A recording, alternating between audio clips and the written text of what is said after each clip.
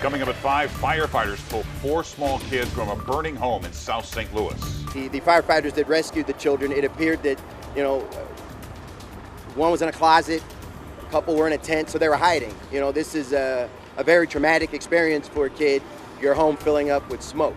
The latest on their conditions and what neighbors saw on the scene. Plus, a new kind of card skimmer found in Missouri, how criminals are staying one step ahead. Next at 5.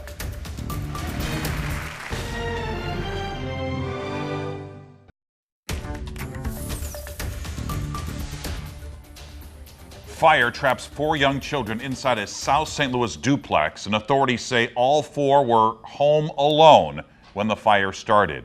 Good evening, I'm Mike Bush. And I'm Kay Quinn. We have team coverage of this developing story. We begin with 5 on your side's Casey Nolan. He's at the scene of that fire in the Gate District. Casey? Yeah, Mike and Kay, we're not far from downtown, just across Jefferson from Lafayette Square, to give you some context. And then that apartment window you see up there, where the window was blown out, that's where firefighters say they found 4 young children trying to hide from the fire.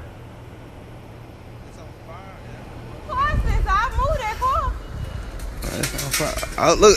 Oh, the roof. This is video from neighbors. What the people here did not know was happening at the time, and what firefighters did not know when they arrived, was that there were 4 kids, all 4 years old and younger, trapped inside. The first crew here did a search, found the kids hiding in a room.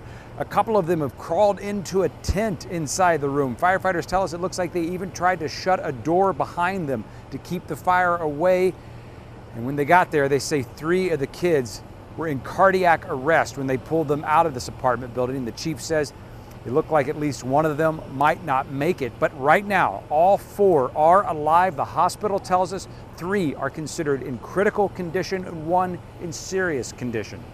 These children are alive because of the job that the first companies on the scene did, the St. Louis Fire Department, and then the job that the Emergency Medical Service did, the EMS service did, getting them to the hospital. This is what the firefighters, the EMS members work for, is to see what they do make a difference, and it made a big difference today. So the obvious questions here: why were these kids here alone, and who was supposed to be watching them? That we do not have the answers to yet.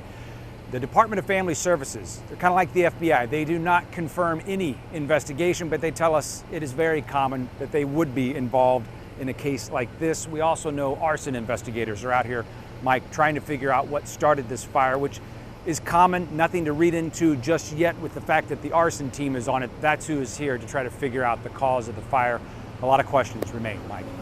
Yeah, and it's just another case where we just can't keep our children safe in St. Louis. Casey, thank you.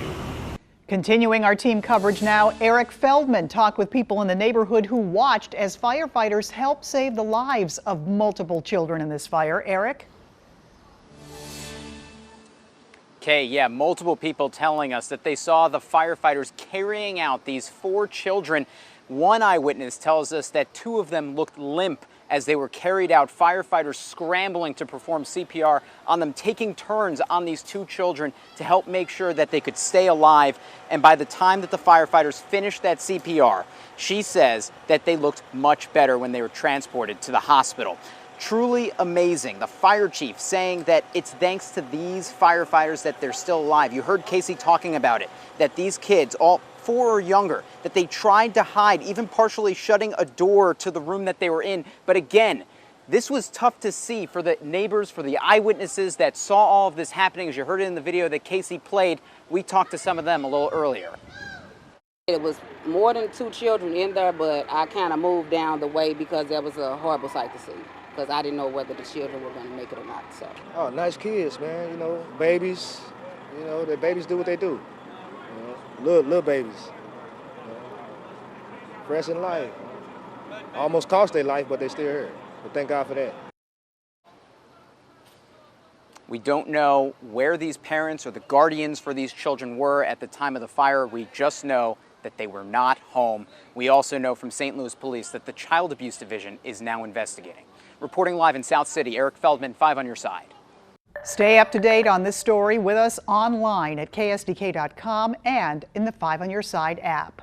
Breaking news out of Florissant, a 4-year-old shot in the arm. Police tell us the child was home with a sibling when it happened, and investigators found a gun at the scene. It happened on St. Luke Drive this afternoon. They think it was an accidental shooting, but officers are still investigating.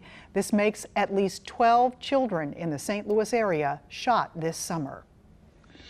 Police in Arnold say there's a new kind of skimmer showing up at area gas stations, one hidden inside the pumps. Reporter Sarah Maki is live in Arnold with more. And Sarah, can you explain what makes this kind of skimmer different?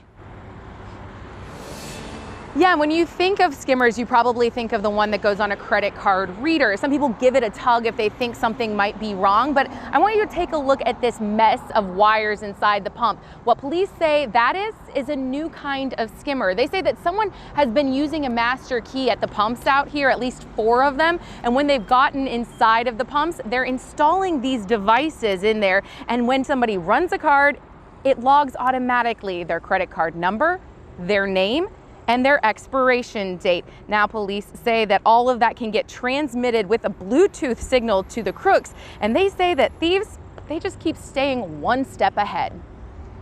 Technology advances very quickly, so once we figure out how to stop one thing, it seems like a new way. Before you know it, who knows, they might be able to pull the information without even installing anything.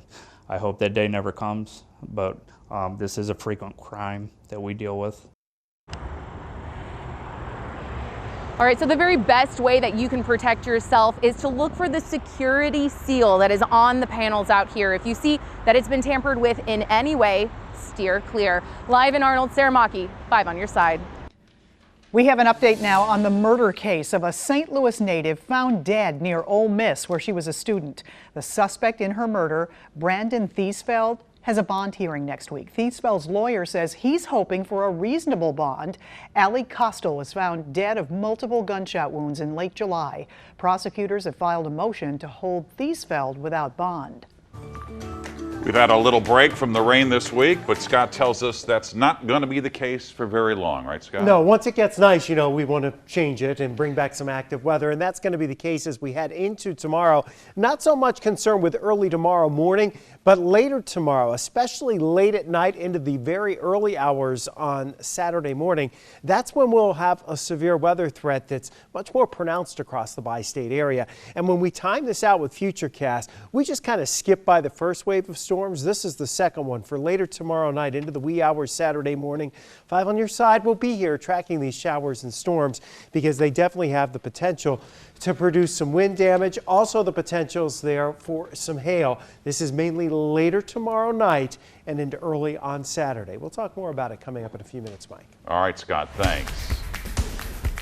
It's happening. Major League Soccer is coming to St. Louis. The official announcement set for next Tuesday at 11:30 in the morning. Our town will become the 28th team in the league. Sports director Frank Cusimano joins us with more of the impact of this decision. Frank? Okay, young athletes are always looking for professionals to emulate.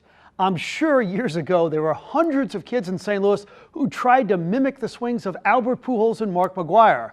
Well, we're about to enter a whole new stage of soccer in our town. Some of the best players in the country will now be playing in St. Louis, Missouri. There are dozens of select teams all over the St. Louis area. In fact, our town is still regarded as one of the best in the area for youth soccer, some of the best in the country. Now, Steve Petra played professionally for 12 years and is coached for 30 years. He's now the director for Scott Gallagher Girls Soccer. He knows something special is coming.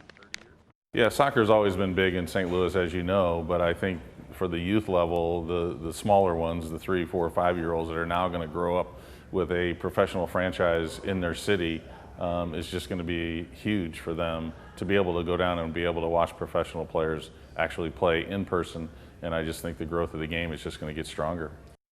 And Petra believes that some of the real growth of the game will come in the inner cities where the new stadium will be located, and that has been a point of emphasis with the new ownership group. Frank Cusimano, 5 on your side Sports. We're learning new information about the standoff in Philadelphia, why police still can't go inside the home where all this happened, and who the gunman called while holding people hostage. The autopsy results are back. What we now know about how Jeffrey Epstein died.